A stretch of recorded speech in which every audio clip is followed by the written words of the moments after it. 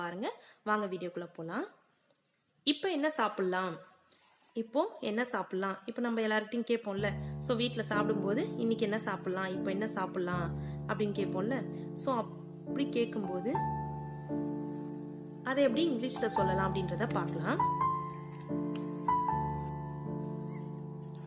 என்ன அப்படின்றதுக்கு இங்கிலீஷ்ல என்ன?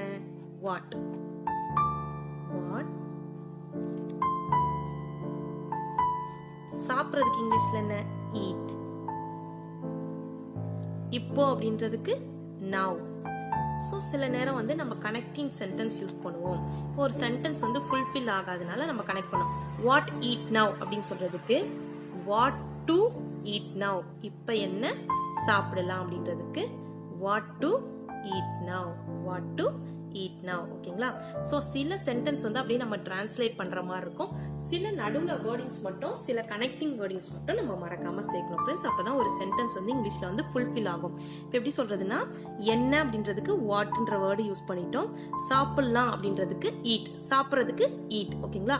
இப்போ அப்படின்றதுக்கு நவ்ன்ற வேர்டு யூஸ் பண்ணிட்டோம். ஸோ இப்போ இதை எல்லாத்தையும் நம்ம ஒரு சென்டென்ஸா கனெக்ட் பண்ணணும் அப்படின்னா, இப்போ என்ன அப்படின்னு நான் சொல்லிட்டேன்னா, சாப்பிட்றது அப்படின்னு சொல்லிட்டேன்னா ஒரு ஃபுல்ஃபில் ஆகாது. இப்போ என்ன சாப்பிடலாம் அப்படின்னு நம்ம தமிழ்ல கேட்கிறோம். அதே வந்து இங்கிலீஷ்ல கேட்கும்போது வாட் டு ஈட் நவ். ஓகேங்களா? நெக்ஸ்ட், இந்த காற்றாடி எதற்காக? காற்றாடினா நம்மளுக்கு ஃபேன். ஓகேங்களா? ஃபேன் தெரியும். இந்த காத்தாடி இருக்கு, இங்க எதுக்கு ஃபேன் போட்டு வச்சிருக்கேன், இங்க எதுக்கு இருக்குது அப்படின்னு சொல்லிட்டு கேட்போம்ல. ஸோ இதை எப்படி இங்கிலீஷ்ல சொல்லலாம் அப்படின்னு பாத்தீங்கன்னா, எதுக்காக அப்படின்றதுக்கு இங்கிலீஷ்ல என்ன சொல்லுவோம்? What for. எதுக்காக அப்படின்றதுக்கு வாட் ஃபார். What for. இந்த அப்படின்றதுக்கு திஸ். What for this. காற்றாடி அப்படின்றதுக்கு ஃபேன். ஓகேங்களா? ஸோ இந்த இடத்துல நம்ம எக்ஸ்ட்ரா கனெக்டிங் சென்டென்ஸ் தேவையில்லை. ஏன்னா இந்த அப்படின்னு சொல்லும் போதே திஸ்ன்ற கனெக்டிங் சென்டென்ஸ் நம்மளுக்கு சேர்ந்துருச்சு. ஓகேங்களா? கன்ஜெக்ஷன் வந்து சேர்ந்துருச்சு. ஓகேங்களா?